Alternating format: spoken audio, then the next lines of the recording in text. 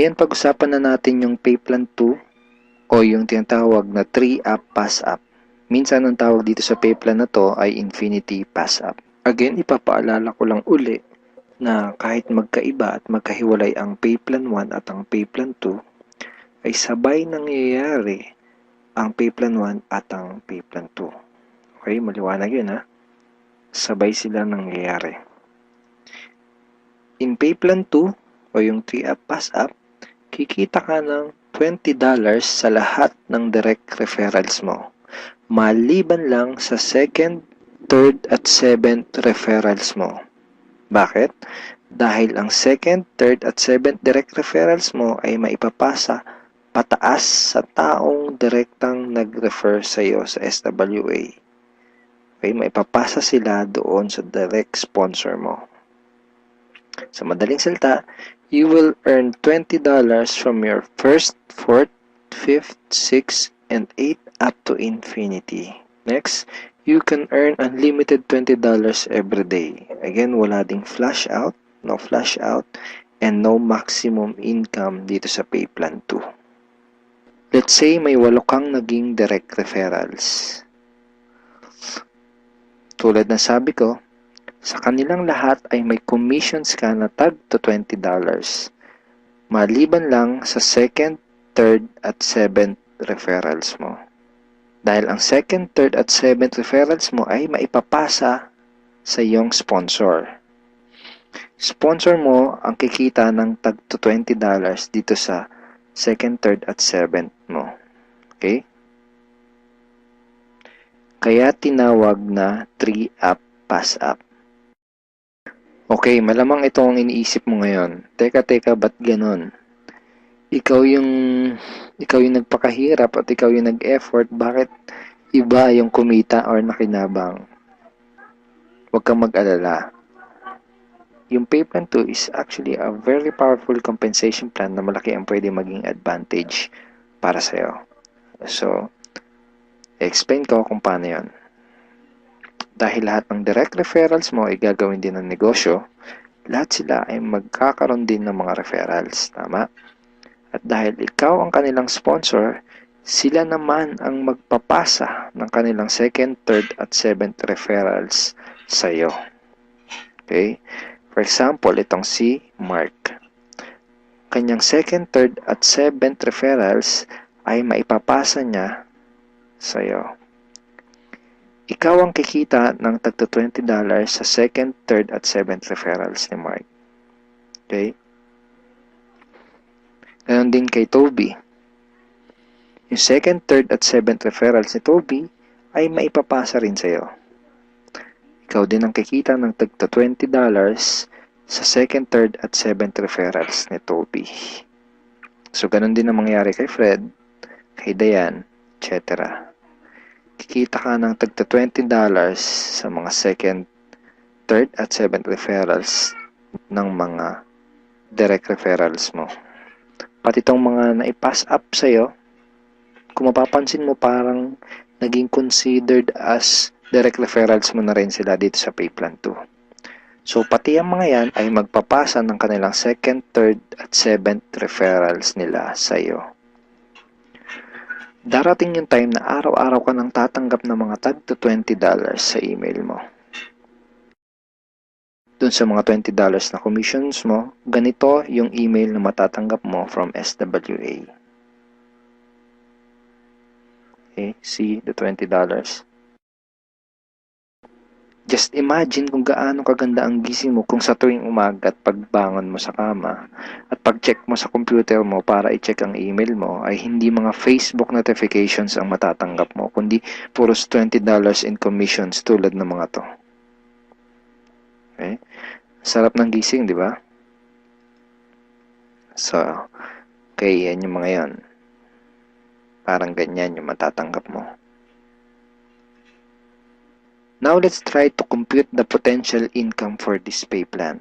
Sigurado na may excite ka dito sa mga susunod na ipapakita ko sa iyo. Assuming na mayroon ka lang 3 direct referrals who will pass up their second, third, and seventh referrals to you. Okay?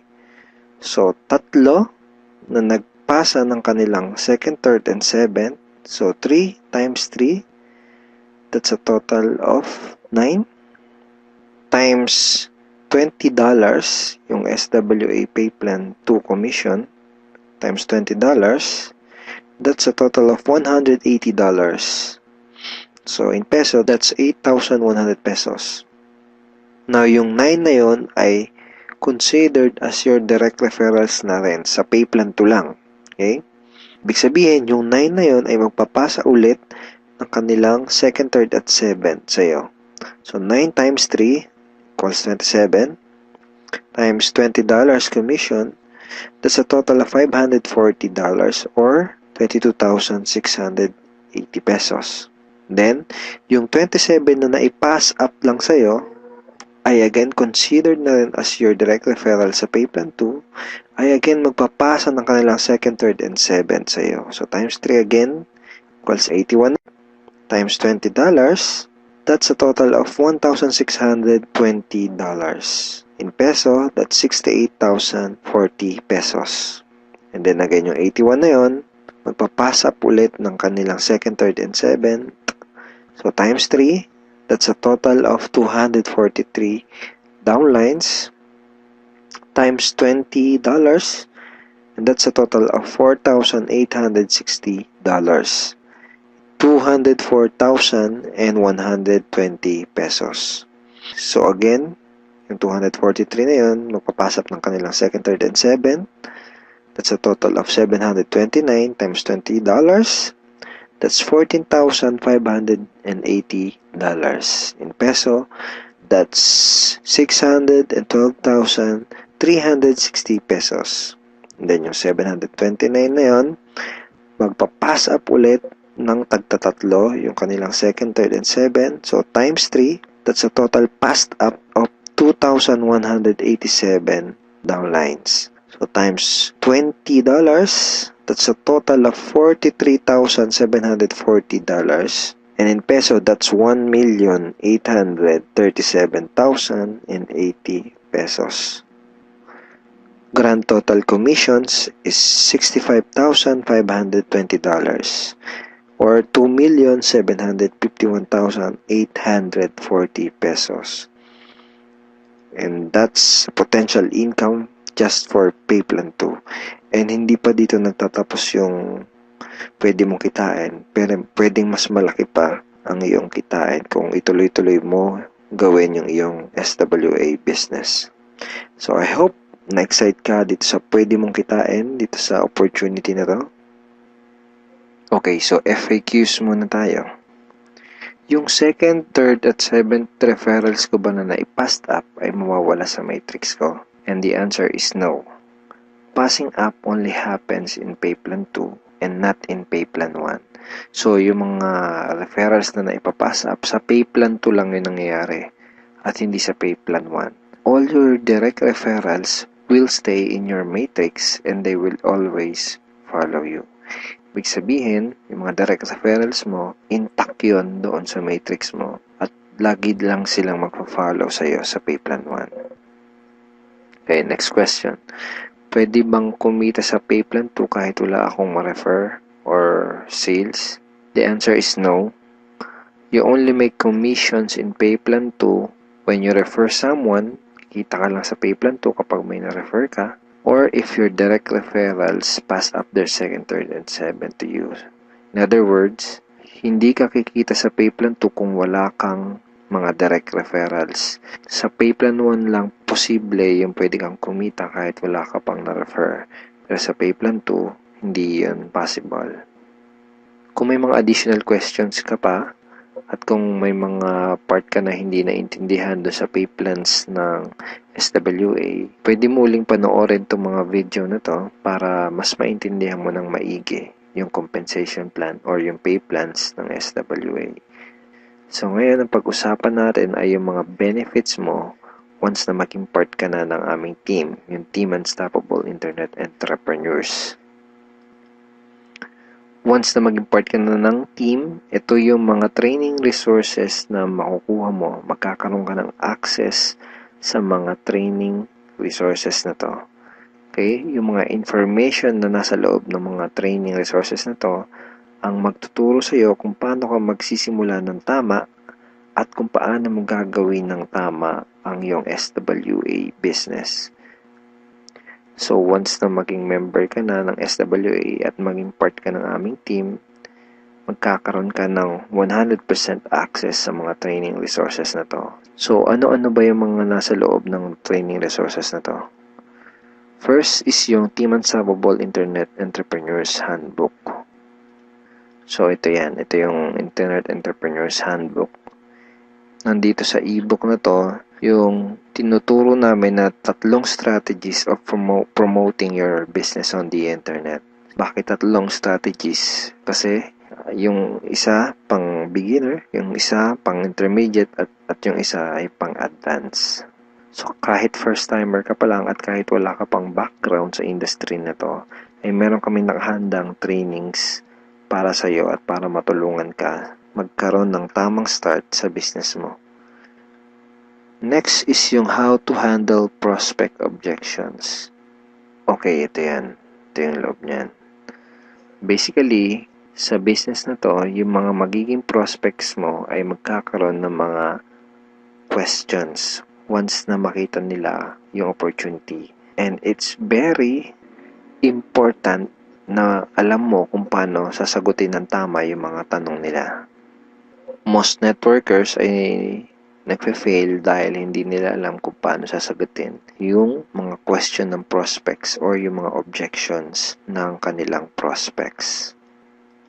Okay, next is yung Ninja Network Marketing Scripts. How to talk to your leads and prospects on the phone. Okay, ito yun. Basically, these are sets of scripts na magagamit mo kapag kakausapin mo yung mga prospect mo sa phone or sa chat. Pwede rin sa chat or one-on-one. Kung ikaw ay call center agent, I'm sure familiar ka sa mga scripts. Next ay itong how to sponsor your circle of influence properly. Okay, ito yun. Okay. So, ituturo din namin sa iyo kung paano mo i-approach ng tama yung mga kaibigan, kakilala at kamag-anak mo. Dito mo matututunan, dito sa ebook na to, mo matututunan kung paano sila i-approach ng tama. Okay? Yan. May mga sample email din yan na pwede mong isend sa mga kakilala at kaibigan mo. It's a step-by-step training ebook. Okay? Tignan mo step 2. So, isa to sa mga step-by-step na mag-guide sa'yo kung paano mo gagawin yung negosyo mo ng tama kung first time mo pa lang papasok sa ganitong klase ng business. And next ay itong how to create your automatic recruiting system, the 3M system blueprint. Basically, this is a video tutorial paano gumawa ng website na tutulong sa'yo para i-promote ang iyong business. Matututunan mo kung paano ka gagawa ng ganitong klase ng website. Ito yung website na tutulong sa'yo para mas mapadali mong gawin ang iyong SWA business.